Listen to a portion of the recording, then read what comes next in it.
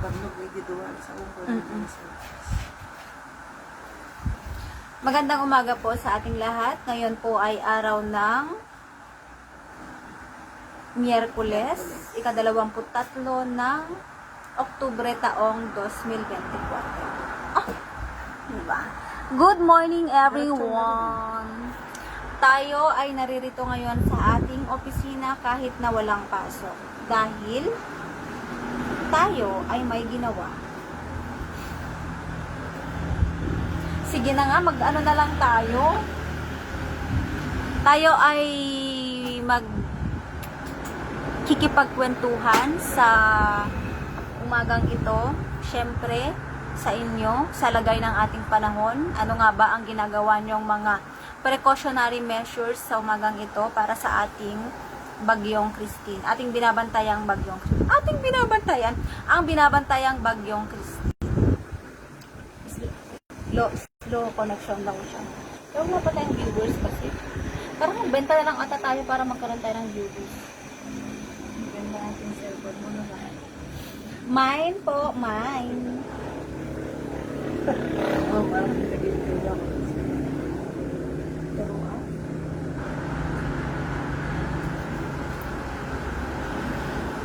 tayo ng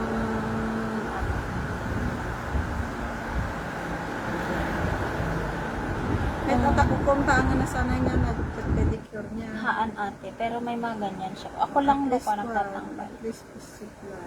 Nia Maris. Tignan natin kung may update na ang Nia Maris. Okay. Nia Maris or the Magat Dam. So kahapon, ayun pa rin, yung naka-open po sa ating Magat Dam ay isang spillway gate. 1 meter po ang naka-open. Yung kahapon pa rin po ito. So, yun pa rin po ang naka-open. Hindi pa po nadadagdagan. So, wala pa po silang bagong update. So, 1 meter yung naka-open po sa spillway gate number 4. Ang naka-open po sa ating Magat Dam ngayon. So, ginagawa po nila ito para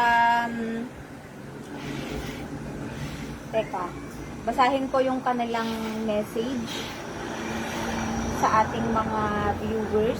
And ngayon, dito sa May Tugigaraw City, hindi masyadong maulan. May panakanakang pag-ulan, pagbuhos ng ulan at yung ating hangin.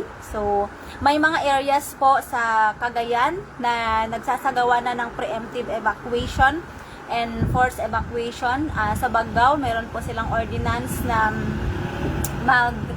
forced evacuation and preemptive evacuation. At syempre sa atin pong mga kababayan na nasa low-lying areas, nasa flood prone areas, nasa landslide prone areas, maghanda po tayo kasi I believe na yung mga every municipalities natin, ang mga alkalde sa mga munisipalidad natin dito sa May Cagayan ay naghahanda na kung na magkaroon ng preemptive evacuation, lalo na may mga pag-ulan tayo. So, talagang nakikita mo or nararamdaman mo, na-observe mo sa pagkakataon ito na talagang may sama ng panahon kasi yung panahon po natin ngayon dito pa iba-iba. Kanina, may panakanakang pag-ulan, tapos huminto. Ngayon naman, umaaraw. So, mayroon talagang sama ng panahon. So, sa base sa Pag-asa kanina, sa report ng Pag-asa, parang tinutumbok ng Bagyong Christine is sa Isabela or sa Aurora. Pero meron po tayong bagong ngayon, 11 na pala. So, meron po antayin po natin yung bagong update ng Pag-asa.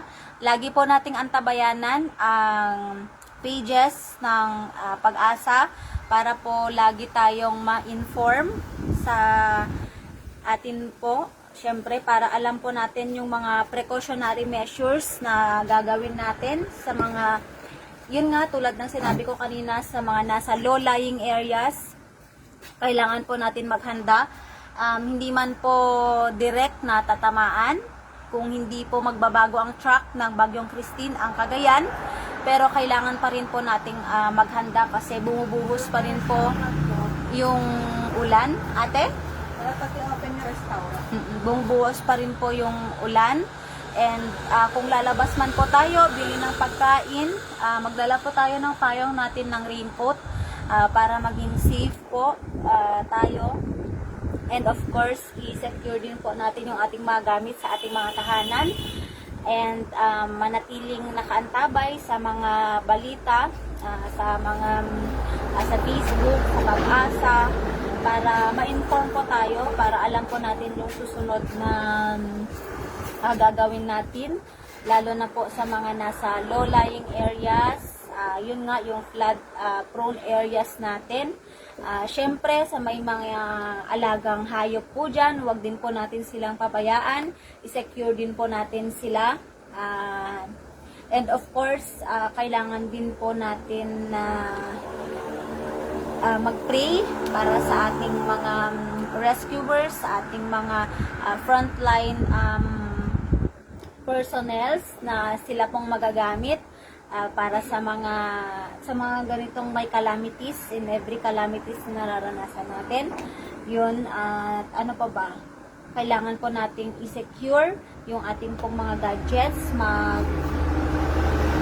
charge po tayo ng ating mga gadgets kasi hindi po natin alam kung hanggang kailan may power interruption, di ba?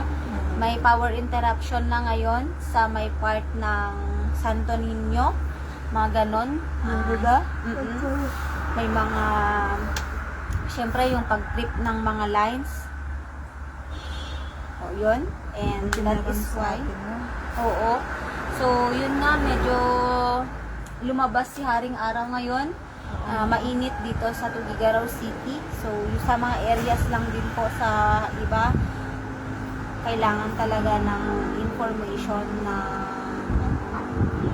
and yun, kailangan natin kung makinig sa radyo, makinig po tayo sa radyo para sa mga iba't ibang balita, para ma-inform tayo. Example, pupunta ka sa ibang lugar para alam mo pa rin po yung dadaanan. So mag-ingat sa mga ganitong panahon, magdasal, ihanda ang sarili, ihanda ang mga gamit.